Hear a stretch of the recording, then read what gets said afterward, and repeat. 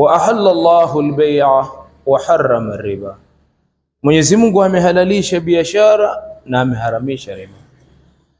Tulikokuwa tumefika tulisema tunaenda kwenye zaka ya majengo.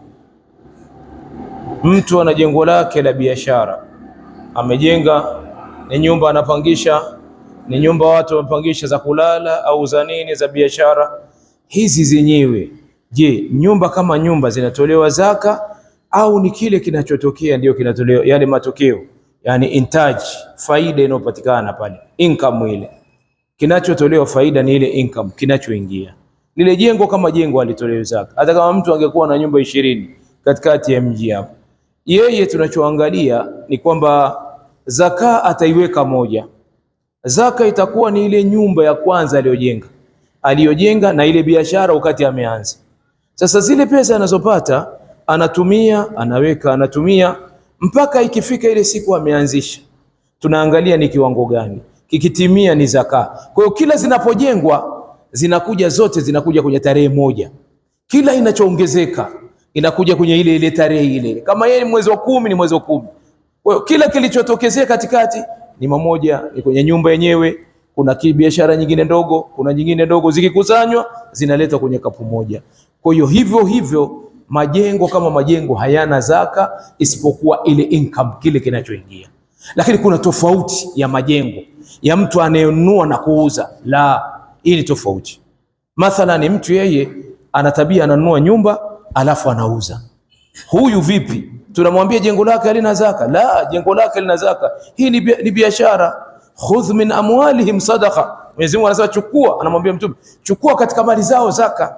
Huyu zaka yake inakaaje? Zaka yake iko hivi. Huyu ni mfanyabiashara. Kwanza, nyumba ikinunuliwa ikauzwa ndani ya mwaka, hesabu yake inapelekwa kwenye ile kapu kuu. Sema kapu kuu ni hili moja. Ikiwa nyumba imechukua miaka 2 mpaka 3, ina maana inakuja kuuzika mwaka wa 3, siku anauza na zaka siku ile ile. Naomba nirudie. Nyumba, kiwanja, ananunua nyumba, ananunua viwanja. Mathalan tuseme hivi, tuseme mlango wako na tarehe yako ya zaka ni mwezi wa 10, ambaye ni huu hapa mbele. Kuna viwanja umevinunua huku nyuma, ikifika mwezi wa 10 vimeuzika hapa katikati, zaka yake inaingia hapa. Havikuuzika, vinaenda mwaka moja, au nyumba ikuuzika inaenda mwaka moja, miaka 2, siku unauza ile nyumba unatolewa zaka hiyo. Ile nyumba na zaka yake inachukuliwa rubul ushur, 2.5, au mali ile inagawanywa kwa 40. Siku unauza kile kiwanja kilichokaa miaka 2 au 3, zaka iko pale pale. Sio uje useme izungukiwa na mwaka, kwa sababu hapo umelaza zaka wewe. Kwa hiyo ikikaa kiwanja miaka 5 ni cha biashara. Sio kama ulinunua unataka kujenga, alafu kafika mahali wakasema kimekaa miaka 4 5, wasema niuze. Pale hakuna zaka, kwa sababu hukuwa umenunua kwa ajili ya biashara. Naomba ifahamike hivi. Lakini kama ulinunua ni kwa ajili ya biashara na kile kinazalisha, ulikinunua milioni 3, unakuja kuuza milioni 15, lazima zaka hapa. Lazima nini? Lazima zaka.